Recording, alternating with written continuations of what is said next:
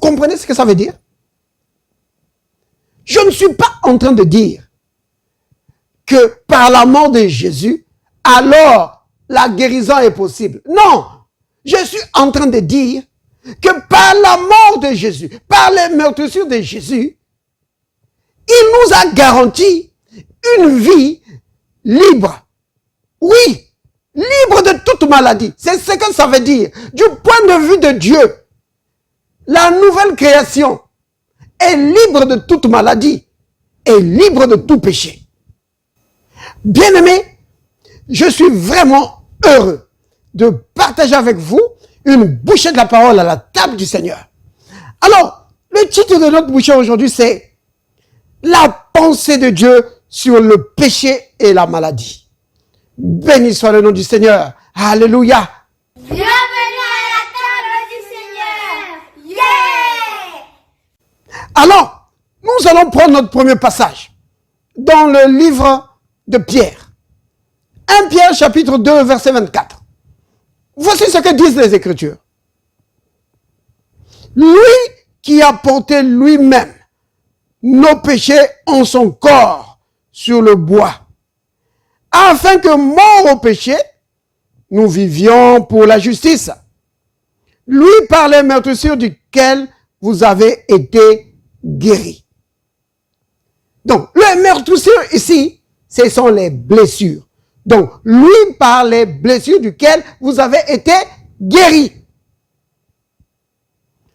Ce passage exprime vraiment la pensée de Dieu par rapport au péché et à la maladie.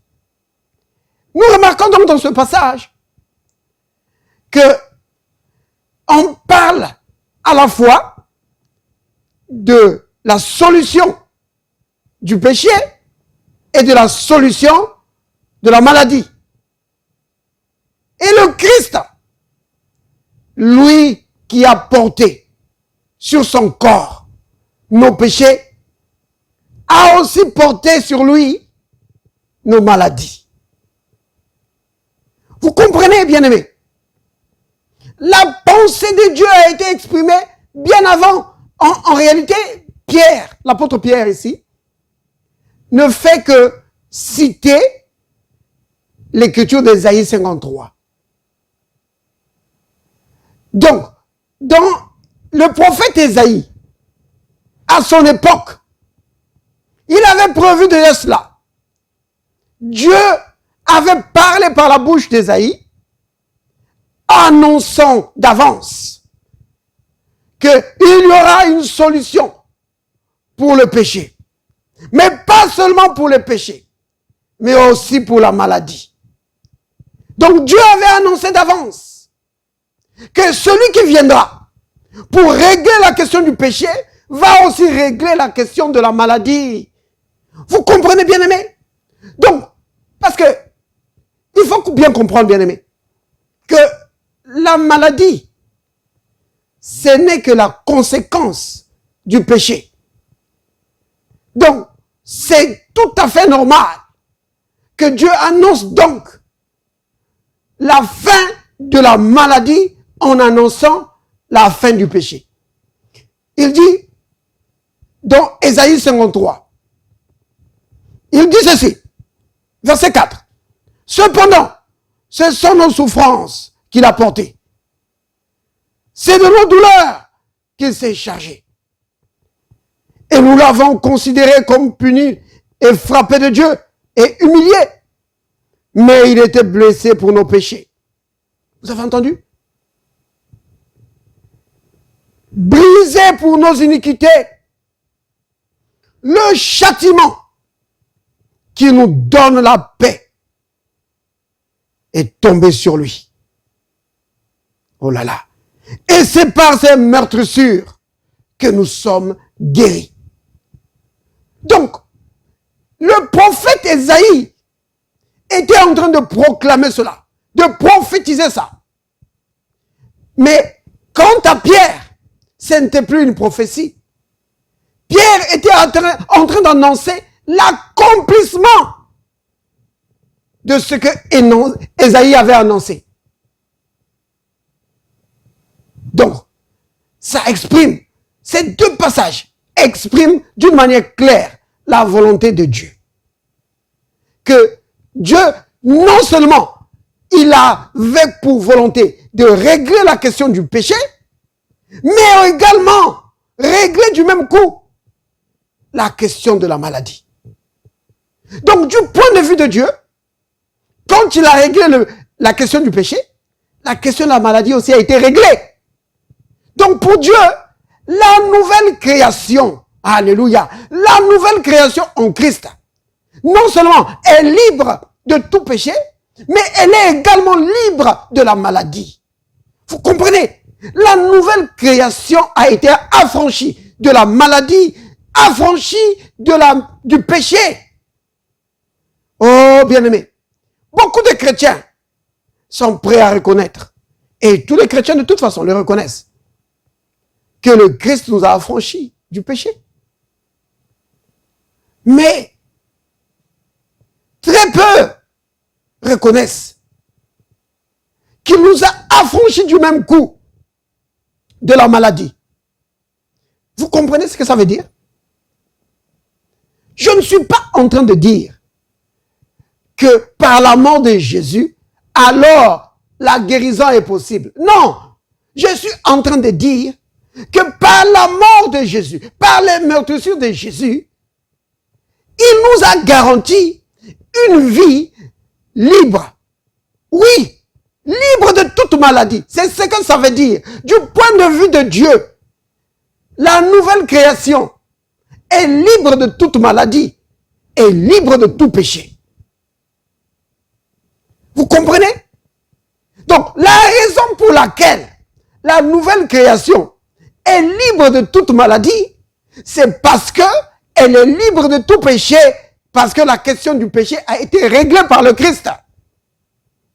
Vous comprenez, bien-aimés? C'est vraiment important. C'est ça le point de vue de Dieu.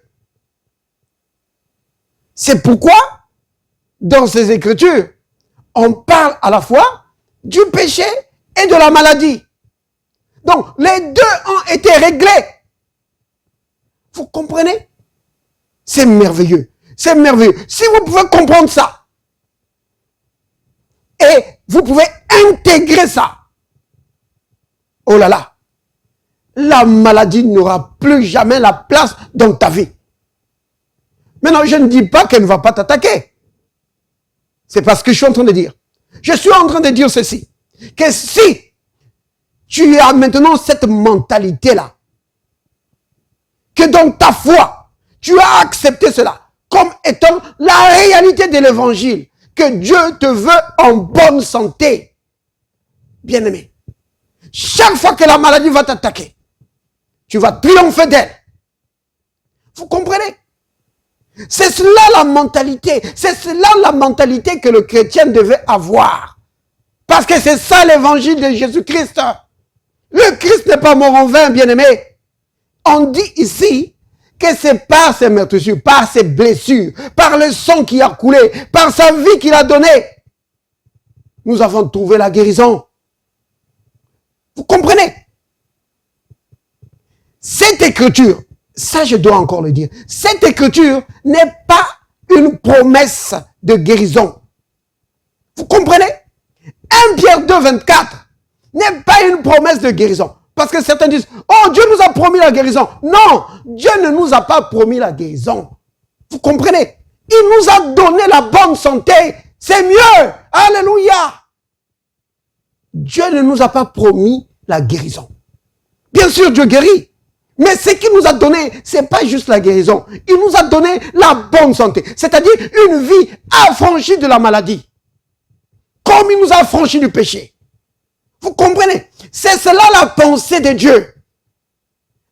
Qu'il devait nous affranchir du péché et de la maladie. Vous comprenez, bien-aimés? Alors, ça veut dire que la majorité ne vit pas au niveau de leur richesse en Christ, de leur héritage en Christ. C'est ça l'héritage des enfants de Dieu. Peu importe le groupe auquel tu appartiens. Si tu es un enfant de Dieu, ton héritage en Christ, c'est ça. affranchi du péché, affranchi de la maladie. Oui, le Christ a pris ça sur lui. C'est terminé. Quand il a réglé la question du péché, il a réglé la question de la maladie aussi. C'est cela la pensée de Dieu. C'est cela l'héritage des enfants de Dieu. Oh bien-aimé, il faut prendre ton héritage. Ne te laisse pas voler ton héritage en Christ. Prends ton héritage en Christ. Et comment tu dois faire? Si tu veux profiter de cet héritage en Christ, il faut que tu formes ta foi. Il faut que tu renouvelles ta pensée. Voilà la chose. C'est parce que dans la majorité des cas, la pensée des enfants de Dieu est encore la pensée des gens du monde. Vous comprenez? Mais que disent les Écritures? Dans le Romains 12, au verset 2, on nous dit, ne vous laissez pas façonner. Ne vous conformez pas au siècle présent. Ne pensez pas comme les hommes pensent. Mais soyez transformés par le renouvellement de votre intelligence. Vous comprenez? Afin que vous compreniez, afin que vous discerniez quelle est la volonté de Dieu. Ce qui est bon, ce qui est agréable et parfait. Vous comprenez? La guérison, c'est bon. C'est pas mauvais, bien-aimé. Quand Dieu nous guérit, c'est bon, c'est une bonne chose. Mais sa volonté parfaite, c'est que tu vives en bonne santé. Vous comprenez? Que tu sois libre de toute maladie. Oui, jouissant d'une santé divine. C'est cela la volonté parfaite du Seigneur. Vous comprenez, bien-aimé? C'est vraiment important de comprendre ça. Et tu ne peux entrer là-dedans que quand ta pensée est maintenant conforme à la pensée de Dieu. Quand tu penses maintenant comme Dieu pense. Comment Dieu pense? Dieu te veut en bonne santé. Dieu veut que tu jouisses d'une santé divine. Dieu veut que tu domines sur la maladie. Dieu veut que tu domines sur les démons, sur toutes les puissances des ténèbres. Et rien ne peut te nuire. C'est pas moi qui le dis, c'est le Christ qui le dit. Dans Luc, au verset 10, verset 19. Il dit, voici, je vous ai donné le pouvoir, l'autorité de marcher, de piétiner. Oui, sur les serpents et les scorpions, sur toute la puissance de l'ennemi.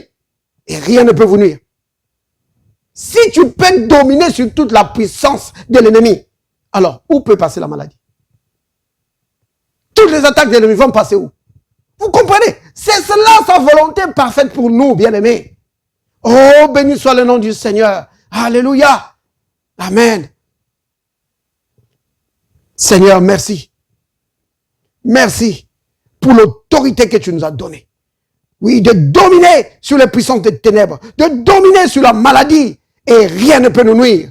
Oui, Père, je jouis d'une santé divine par l'autorité que le Christ m'a donnée. Le Christ a pris sur lui mes maladies, mes infirmités, et m'a affranchi de toute maladie. Oui, la bonne santé est à moi. Père, je prie pour chaque enfant de Dieu, pour les bien-aimés qui nous suivent à la table du Seigneur. Oh Dieu béni, que tu puisses aider chacun, Seigneur, à grandir, à avoir l'intelligence renouvelée pour jouir de la santé divine que tu as donnée à tout ton peuple. Béni sois-tu, Père, béni sois-tu au nom de Jésus le Christ. Amen. Alléluia.